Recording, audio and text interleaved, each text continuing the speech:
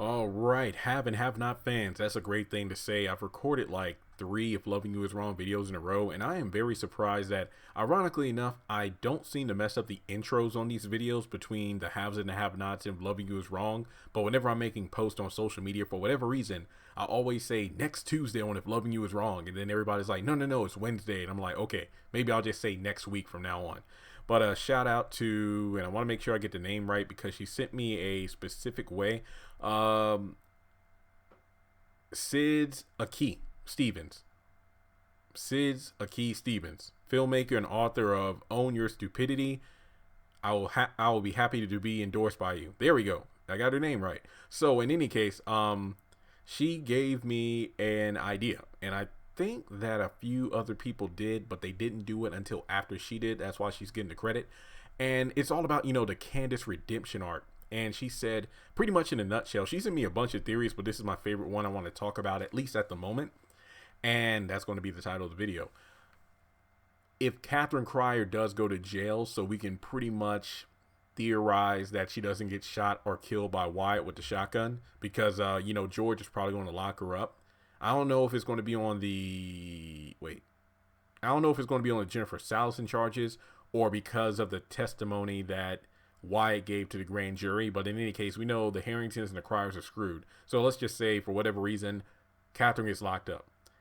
The theory is, with Candice redeeming herself, or at least trying to, do you think Hannah will make it so Candice will try to represent and defend Katheryn in court? That would be fantastic. I love this idea. A couple of plot holes, though. Let me talk about the positive. The main reason this came up is because, once again, Candace is trying to make right by everything she's done wrong in her life. But also, if you go back to season 2, when Tony, who I'll still do a separate video on, the father of Benny, was trying to get Benny off of life support after the hit and run because he's in need of a kidney. Apparently has a bunch of other children by various women. All of them came into the hospital at some point for testing to see if they would be a match. None of them were. Benny's the last one, yet for whatever reason, despite never having done a test on Benny, he claims that I know Benny can save me. And I'm like, why don't they just take a test to determine whether or not Benny can save him? That way we can finally put this to bed. But in any case, that's why he wanted him off life support. They go to court. Remember, Hannah didn't have any money. This is season 2, but then again, now she doesn't have much money, not counting the stuff in the bank account. But she had no lawyer. Candace shows up, says a couple of words, and mentions some court cases, and boom, the trial is postponed. So if she did that, and later on in season 3, when Candace was at the Sarandon Hotel, this was after Amanda died, Hannah went over there to make amends because after seeing how the Cryers were messed up after losing their child, she knew she had to try to make peace with Candace. And that's when we learned that Candace was molested by one of the men that Hannah used to date when she was younger. And that's when she said, the way you came into court and defended your brother, I know if you use your, if you, to pretty much summarize, if you use your powers for good, you'll be one of the best damn attorneys, lawyers in the country. So I think this would be great follow-up on that to have, and believe it or not, I think the best part about Candace representing Katheryn wouldn't be about Candace redeeming herself, or at least attempting to Katheryn, but because Hannah could probably throw back Katheryn's favorite phrase back at her. I can see it now. Katheryn Cryer's in jail for being an accessory to covering up the hit and run and possibly being the one that killed Jennifer Salison. And because of that, just like she said, and I quote, Jim, your name doesn't mean shit in this town ever since you ran for governor and it was flushed down the toilet. And Jim has run out of connections, at least high power connections. Katheryn would be in the same boat if she's on the news and whatnot for being arrested for killing Jennifer Salison. I doubt any of her contacts will want to have a damn thing to do with her. So if Candace is her only choice, I can see Hannah going to jail to visit her and say, I think I have someone. Hannah, who do you have? And it's like, she wouldn't say it condescendingly, but it would be like, wait, who is there something you don't know? Because somebody I don't know, because if you remember all the times that Katheryn has helped out Hannah with legal assistance, to actually have someone in her pocket that she wouldn't know about is a surprise to Katheryn. So if Hannah said that Candace could represent you, then Katheryn would just go off, but then Hannah would say, Sometimes the devil you know is better than the devil you don't. Boom. That would be amazing. I'm not saying that those two would just get along after that. No doubt about that. I mean, literally, Candace was sleeping with her husband, was indirectly a cause of her daughter going off the deep end by not taking her meds, eventually leading to her death. But, that's, pointing the finger at like 50 different people. So I'm just saying Candace was part of the problem, but that doesn't mean at some point Amanda wouldn't have tried to take her own life or gotten killed by someone. But once again, that's an entirely, we would be going back and forth for hours. I don't feel like doing that, but I just feel like, a lot of damage has been done, but to do just one thing to help out would be a nice gesture. The biggest problem with this is that Candace lost the letter that Professor Cannon gave her. Go back to season 2 once again. This was when Amanda was stalking Cannon. Cannon approached Candace. It's like, hey, here's a letter. It allows you to skip ahead to the bar exam. If you pass the exam, boom, you're a lawyer. I've done it before. Unfortunately, when Candace got abducted by the Malones, Jim had the entire apartment cleaned out. Remember, this was when Amanda was staying with Candace, and then Jim brought Amanda home. The movers came in and took everything, Amanda and Candace's things, including said letter. Then we found out that Professor Cannon was killed during the bloodbath that Jim ordered from the Malones. And from there, Candace called Professor Cannon, hey, you little freak, I need another letter for the bar exam. No answer. This is after he was killed. It wasn't until later on Erica said that, yeah, he was killed by, I believe, like a jealous boyfriend or something, hinting that, the story going around campus was that he was murdered by a boyfriend of a young lady that Professor Cannon was messing around with. So her ticket to the bar exam is gone. But hanging around with Charles and everything as his girlfriend might lead to, I don't know, politics is messy stuff. Stuff happens. I mean, look, we're looking at Aunt Becky and a chick from Desperate Housewives paying their kids away into college. I'm pretty sure Candace being, around with these powerful political figures, they'll probably allow her to jump the bar or something. I don't know. They'll do something. This is plot convenience. Gosh. But I do think it would be very interesting if, let's say, for whatever reason, in order to make Candace look more legit, is like, hey, you were in school to be a lawyer. Why not take the bar exam? We can write up a letter for you or whatever to say you can just go to the exam. And then she passes it. Then she's a lawyer.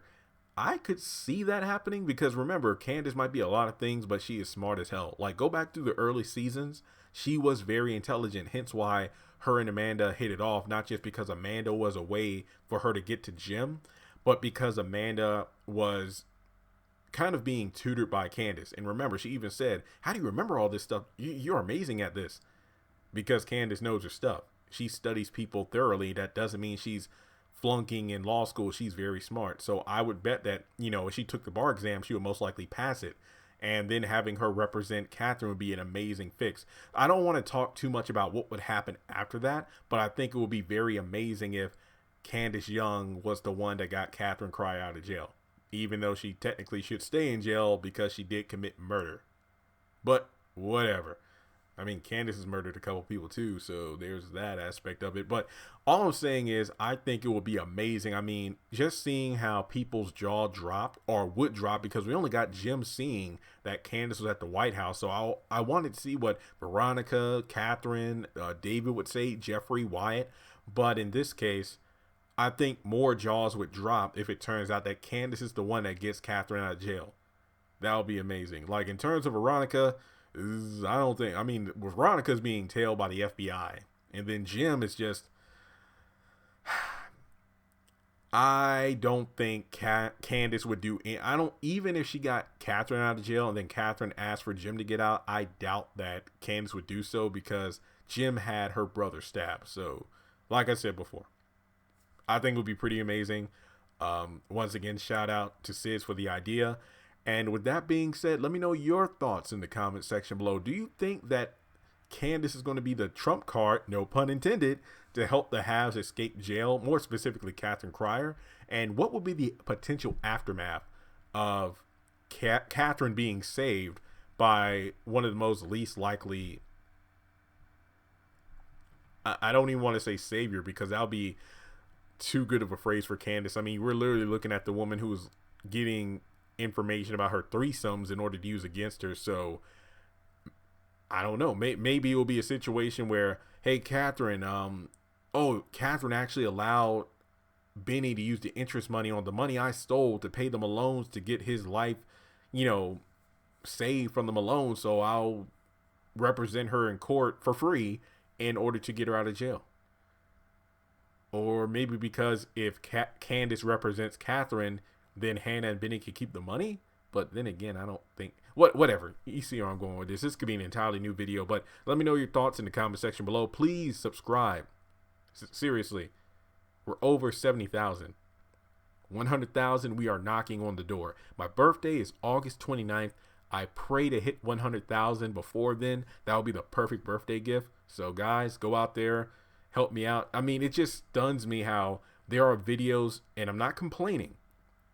There are videos that can get over 100, 200,000 hits, but we can't get that many subscribers. Maybe some people watch the videos more than once. I don't know. Maybe some people, and I think this is a common trend because I see the subscriber count jump, but then go down, but then jump back up. I think a lot of people, for whatever reason, still think this channel is one where I post full episodes, but then when they discover it's just a guy talking, they unsubscribe, which is pretty dumb because the word review is in the title, but whatever. And also, side note, thank you, Tyler Perry Studios. After email, the copyright strike has been removed. My video, Who Will Die Tonight, was put back up. So my channel is good to go. I can live stream again. So I might try to do at least one live stream before I go home next week for a few days. So I'll just keep you posted on that. And with that being said, let me know if you have any other theories. Hit me up in the comment section or social media. Go to my description. Go to the description below. All my links to social media are there. More specifically, I think the best way is probably Twitter or Instagram DM. That way I can see the theories and give you a shout out there. But thanks so much for tuning in, and I will talk to you in the next video. Congratulations on making it to the end of this video. If you like what you just saw, make sure to hit the thumbs up button, or if you have anything you would like to add to the video, make sure to leave your thoughts in the comment section below. If you want to keep up with me on social media, go to the description box. All of my links for social media are right there. Also, if you feel like you would like to donate to the channel, make sure to click on the link to PayPal. Any amount helps. $1, $5, $20. As a full-time YouTuber, any support from my fans really does mean a lot to me. Finally, make sure to hit the subscribe button as well as the bell notification icon. That way you're kept up to date on any new content I post to the channel. Once again, thank you so much for tuning in, and I'll talk to you in the next video.